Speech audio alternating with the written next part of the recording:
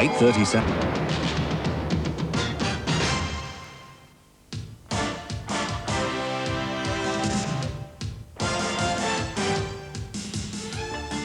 Welcome to the City of Sydney, and from within its boundaries, Harold Park Paceway, who proudly present the 1988 Inter-Dominion Championship. Tonight, the final.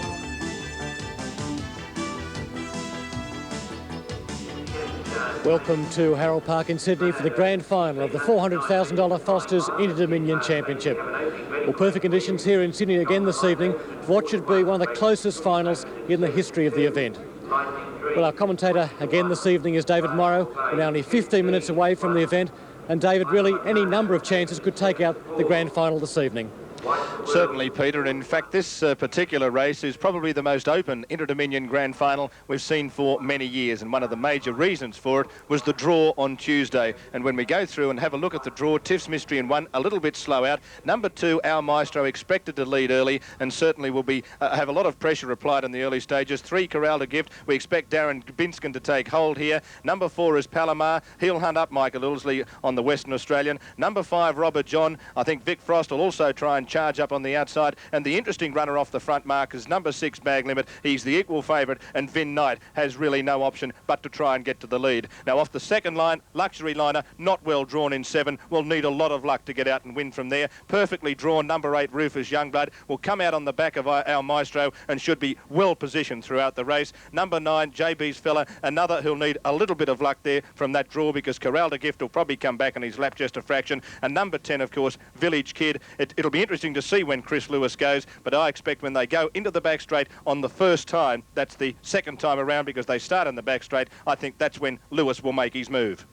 Well, really, it's because of that draw that the market has become so open. Earlier tonight, Bag Limit and Village Kid were equal favourites at 5-2. I wonder what's happening now. Here's Peter Longman. Well, thanks, David. We can tell you that Village Kid has taken over favouritism down here in the ring, but only slightly. Village Kid at 5-2, then Bag Limit at 11-4. Look at the rest of the field. Tiff's Mysteries at 20s. Our Maestro, the third line of betting, at 6s. Corral to Gift and Palomar both at 10s. Robert John at 20s. At 8s, Luxury Liner. And 14s, Rufus Youngblood and JB's Fella, with the 2 favourites, Village Kid and Bag Limit. Well, many of the punters, like Bag Limit, are wondering whether 1988 is going to be the year that Bag Limit and Vin Knight break through. Baggy, like driver Vin Knight, has been close before. 2 heat wins in each of the last 3 championships, but alas, still no grand final. And it was only after his record-breaking win in last week's 11th heat that Bag Limit emerged as the favourite over his arch-rival, Village Kid. Into the straight, Bag Limit on the inside, Village Kid the outside, Bag Limit, Village Kid drifting to the centre of the track, and I think Bag Limit's going to get home, and Baggy wins heat 11. Another heat victory for Vin Knight, but then the most difficult decision of all, which horse to drive, Our Maestro or Bag Limit? And not many 4-year-olds have won the Inter-Dominion, and that's one of the main reasons. I just think that it's going to become a staying sort of a race, and Baggy's a great stayer. Vin believes that Bag Limit has never been fitter and is as good as when he looked immoral to take out last year's title in Christchurch. But what about that disastrous Barrier 6? Well, I've got to go forward. There's no doubt about that. You know, you can't go back to last. Pure Steel tried it 1 year and got beaten, looked a certainty in the Inter-Dominion. So I've got to go forward, but you know, you just got to wait until they go away from that gate and you know, sort of sum everything up.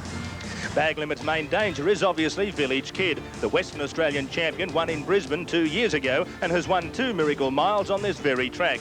He won the opening heat a fortnight ago, ran second to JB's Fella on the second night, and last Friday wasn't far away in Bag Limit's record-breaking performance. So, to what extent has Village Kid improved in the last week? Oh, he's gone great, David. He's 7 days he's done, or 6 days today, he's done really good. He's been down here by the water every day, and he's thrived since then, and he'll run the race of his life. Well, what's the water do for him? Well, he's used to it at home, you know. He likes just standing around and going for a swim and cools his legs down and just makes it good for his breathing and one thing and another, and that's all a part of his training. And what about Barrier 10? Has driver Chris Lewis any option but to sit and wait? Chris is a great driver. He's driven 2 Inter winners and hopes to be the first man to win 3 of them.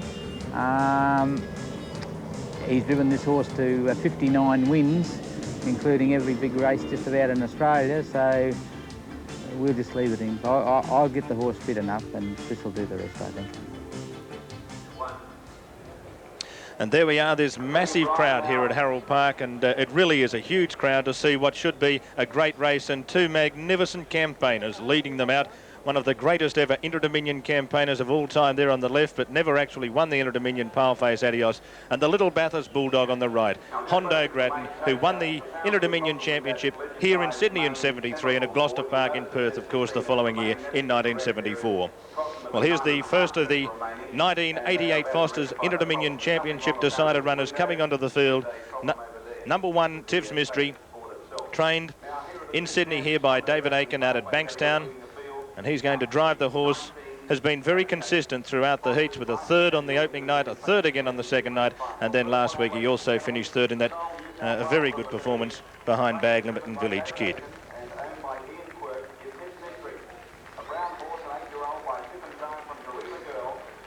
What a great chance it is for David Aitken. And number 2, and what a great night it is for this man as well as this horse. Our Maestro, he's trained in Victoria by Bob Knight, and tonight he's being driven by John Binskin, and he's going to be carrying the second set of night colours there, the yellow with the red Maltese cross, red sleeves and a white cap. But the great thing about John Binskin tonight is that he's never driven an Inter-Dominion champion.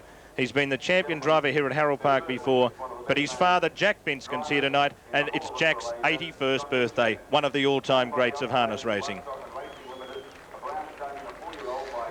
Number 3, and another young man who's probably got a slight tear in his eye, because Jack Binskin's this young man's grandfather. Yes, this is Darren Binskin and the Tasmanian-owned Corral to Gift. And only a few weeks ago, not many gave Corral to Gift a chance of making his way through to the final. After a great performance in 1986, he seemed to lose form last year, but look at that improvement in each round of the heats. 5th, and then a 3rd, and then a 1st. Next one out is Palomar, one of the Western Australians, and there to be driven by Michael Ilsley. He's trained by Colin Joss there in Western Australia, those distinctive colours, red and white checks, and Michael, no doubt, will be hunting up early to try and get a position.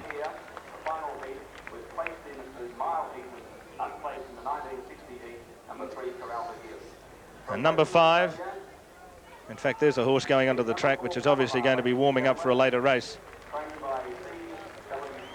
I don't really know what the horse is actually doing here at all. You'd think they'd only allow horses in the Inter-Dominion on the track, wouldn't you? Anyway, there's number 5, Robert John. Vic Frost, the driver and the trainer. Owned in South Australia, this horse. White with the black stars and the white cap. And again, very consistent through the heats, especially on the second and third nights when he did it very tough to finish runner-up in each of those heats. From South Australia is number 5, Robert John, trained and driven by... And there's Vic going through, and the ground level camera coming back to the enclosure as we're about to see one of the real favourites for this year's Inter-Dominion emerge.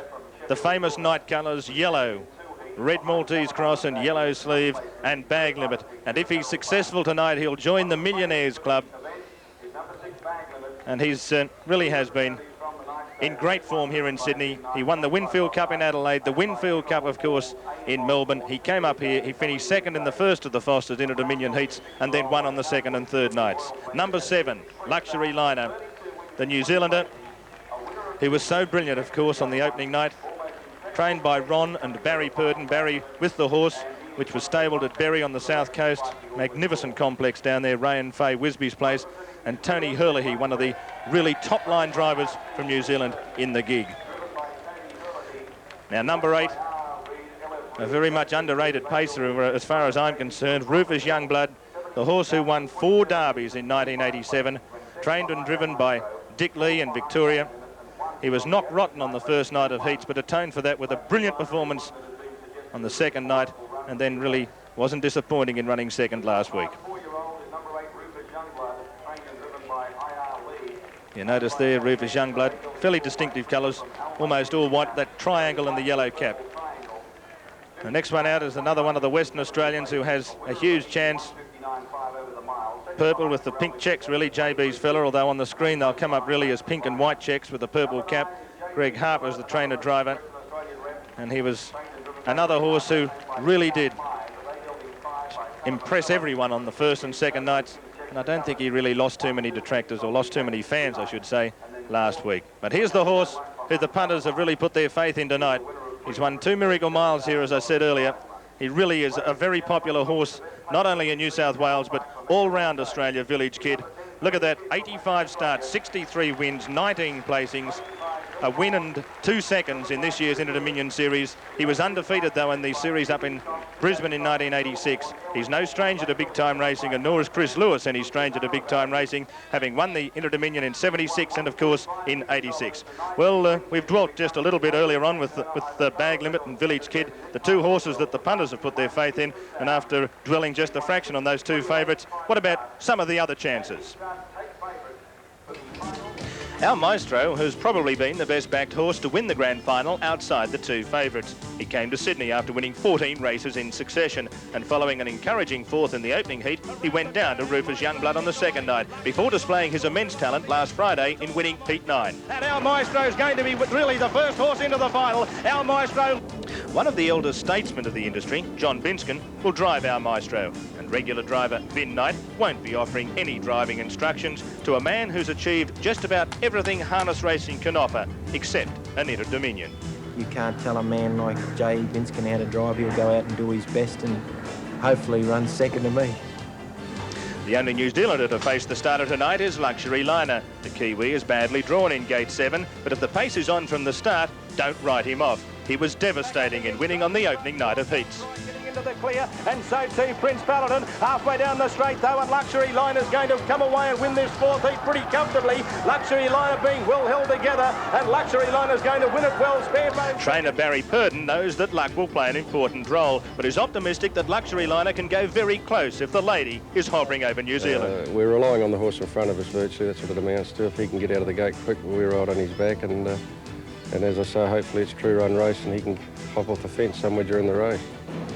JB's Fella is another Western Australian with a huge chance. He was brilliant in winning heats on each of the first two nights, and despite beating Village Kid on the second night, trainer driver Greg Harper believes that the win over Bag Limit a fortnight ago was much more impressive. Thorrate crawling all over them but can't get out, and here's JB's Fella right down the outside. He'll beat them all. JB's Fella race to the lead in the shadows of the post, and JB's Fella wins heat 3. Well, what about the 2700? If the mile's his best distance, is the 2700 his worst? It's not a good trip for him, no. But he's got to be put away, you know. We'll just put him away and hope that the race works out for us.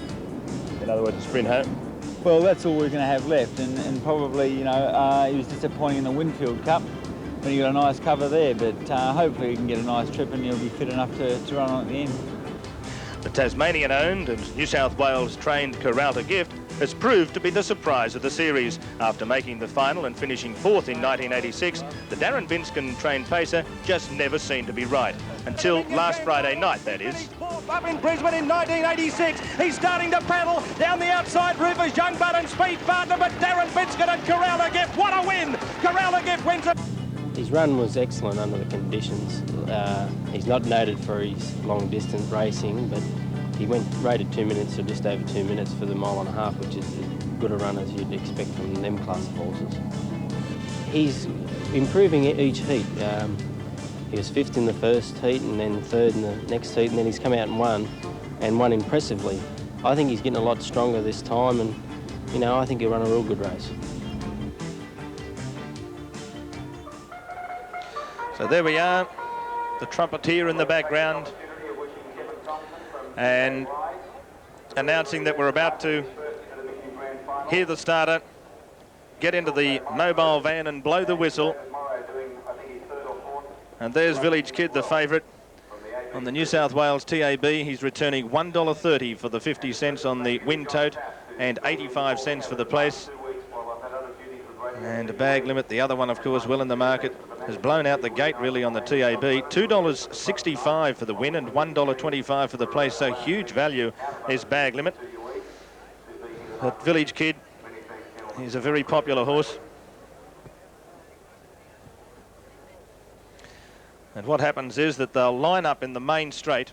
They'll start to form up in the main straight. And then the starter will release them when they turn round into the back straight. And there's Bag Limit. For the Australia Post promotion, would you please congregate So Bag Limit and Village Kid, and in the background there, Rufus Youngblood. But I'm wondering what the latest is down in the bookmakers' ring. Let's go down and here's Peter Longman. Well, thanks, David. There's been absolute pandemonium down here in the betting ring. We can tell you Village Kid will go to the post as favourite at around 2 to 1. Bag Limit at the moment at 7 to 2. Quickly through the other horses. Tiff's Mystery at 25s. Plenty of support for our Maestro at 8s. At 12's Crowder Gift, 14 Palomar, 33 Rubber John. And then we go down to Luxury Liner at 8s, the New Zealander. Good support for that as well. 16s, Rufus Youngblood and JB's Fella. As I said, the favourite, Village Kid. A short while ago, I spoke to one of the leading bookmakers in the ring here at Harold Park. With me is the largest holding bookmaker here at Harold Park, Tony Gorman. Tony, what sort of money will you be holding on tonight's grand final? Peter, the betting here has been just sensational. At this stage, I look like holding 140, 150,000 on the grand final. What horses have attracted the most attention this evening? The punters are really rallying for the night stable. They've backed Bag Limit and our Maestro. They're the two best backed horses at the moment by far. What about Village Kid? Only moderate support at this time, Peter.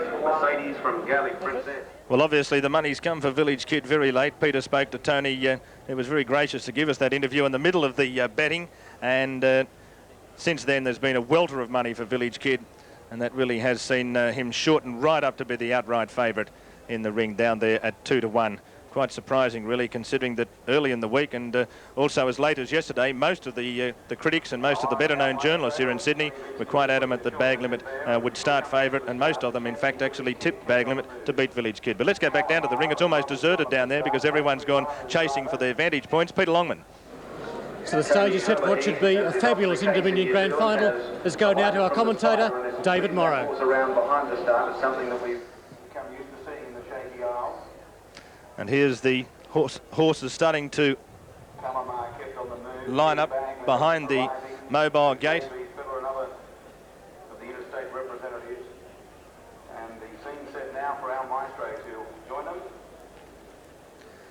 And the horses there, a couple of them receiving last-minute gear adjustments. Here's Corral the Gift with the clerk of the course coming down the home straight to arrive. And once And climbs back aboard. Our Maestro. Palomar moving around there. You notice Luxury Liner's driver Tony Herlihy walking around with the horse. This has been the custom not only with Tony Herlihy but also with a couple of the other New Zealanders throughout the series. And it's almost obviously as if they can think that they can take a little bit of weight or pressure off the horse while they're preparing for the start. And they're in that yellow cap moving through as well as Rufus Youngblood.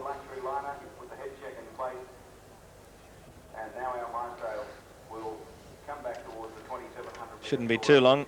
Vin Knight it is who's having a few last-minute adjustments down there with Bag Limit.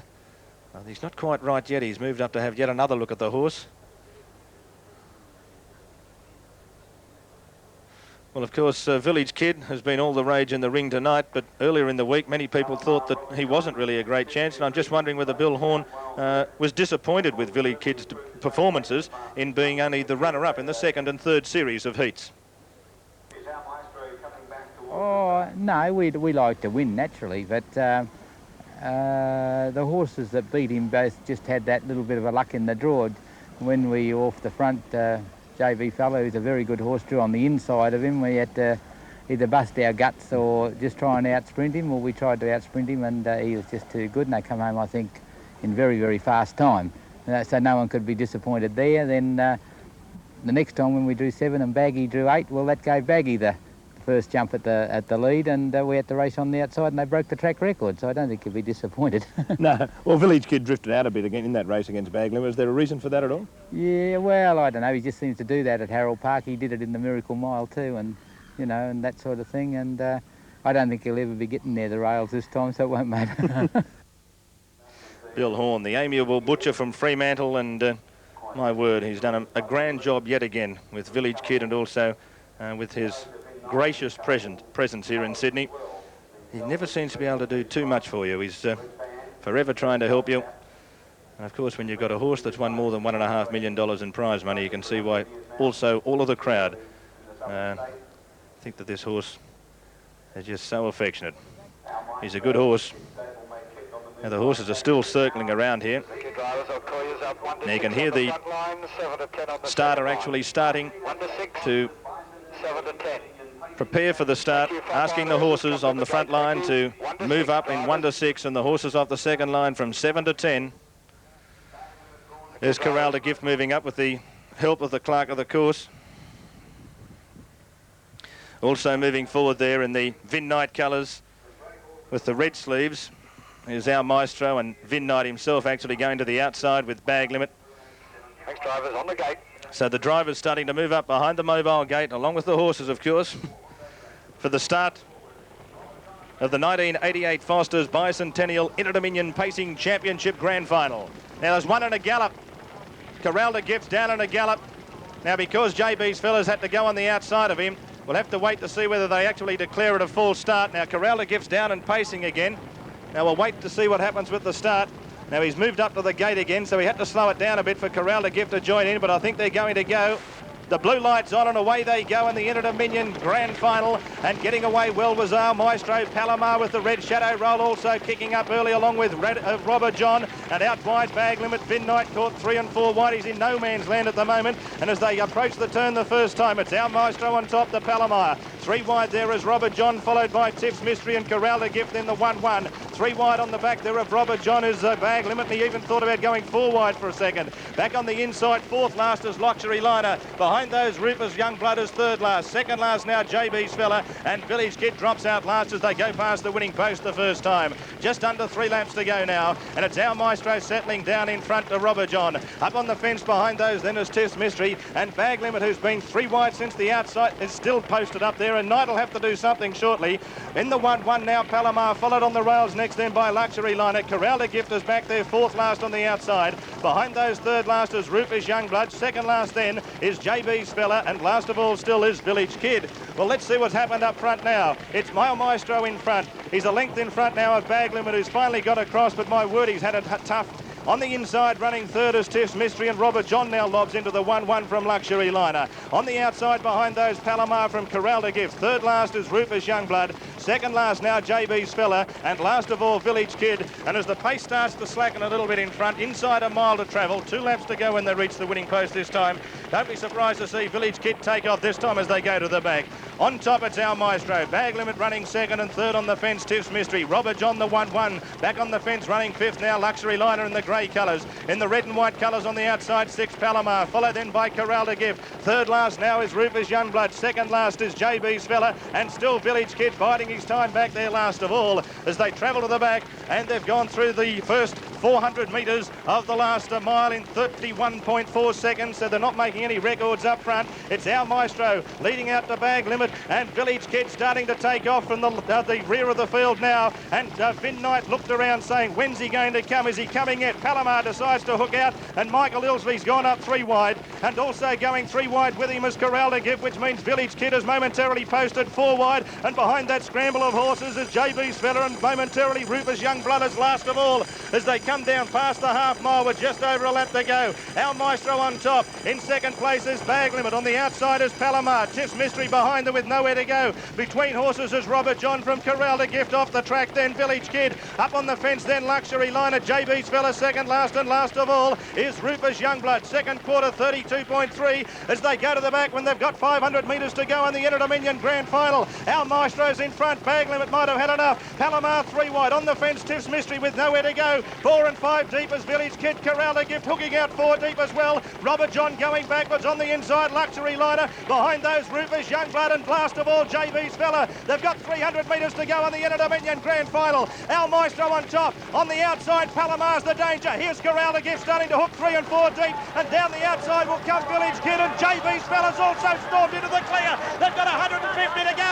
Palomar and our Maestro. Our Maestro's finding plenty. Our Maestro and Johnny Binskin. Our Maestro's won it. Our Maestro beat Palomar. The next one, Tiff's Mystery, followed by Corral de Gift, Luxury Liner, JB's Fella. Behind those, Village Kid, Robert John, Bag Limit 2nd last, and last of all, Rufus Youngblood. But Johnny Binskin, the oldest driver in the race, is here to celebrate his father's 81st birthday with his first ever Inter-Dominion Grand Final. Congratulated there by his son Darren, and what a mighty performance. Our Maestro, trained by Bob Knight in Kilmore in Victoria, driven by John Binskin, has led from go to woe and has won the Foster's Bicentennial Inter-Dominion Grand Final.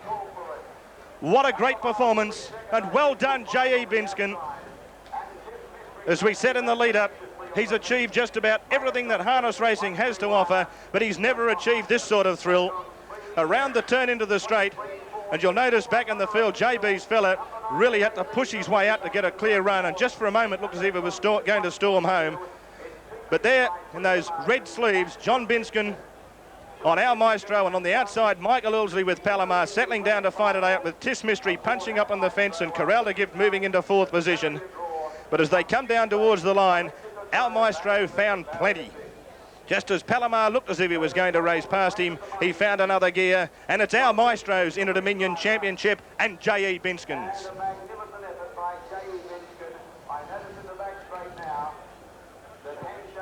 2, 4 and 1.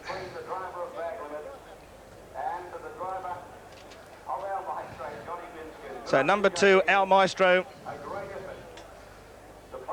the winner, trained by Bob Knight at Kilmore in Victoria. The Knight stable finally wins an Inter-Dominion Championship, but alas for them, the horse wasn't driven by Vin Knight, so he'll have to wait for another year. And there's Vin coming back with the successful driver, Johnny J.E. Binskin. And gee, I think there'll be a lot of tears being shed at the moment around this course, because he's been a very popular driver over many years, and I'm certain that Father Jack will also be shedding just a little tear for his son, who's finally cracked it for an Inter-Dominion Championship. Here he comes, and listen to the roar that this crowd will give Our Maestro and J.E. Binskin.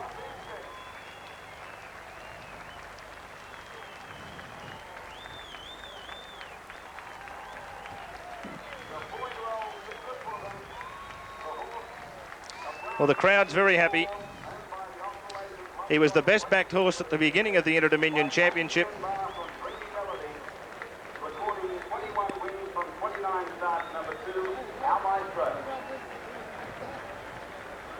So there's Johnny Binskin going down the main straight.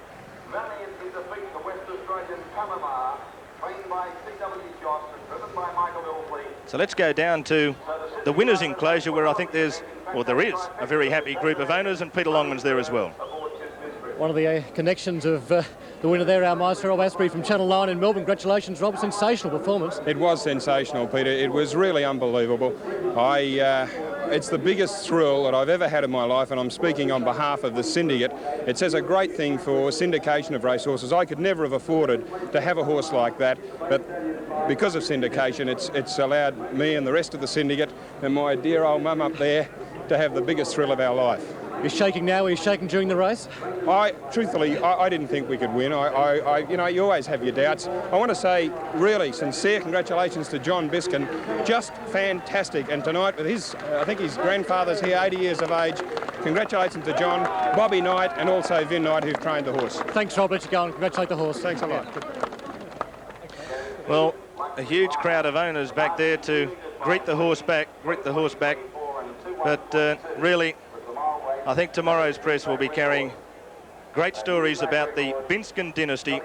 Jack, who's here tonight celebrating his 81st birthday, one of the pioneers of the game, and his son, John Binskin, driving the winner, and of course, the grandson, John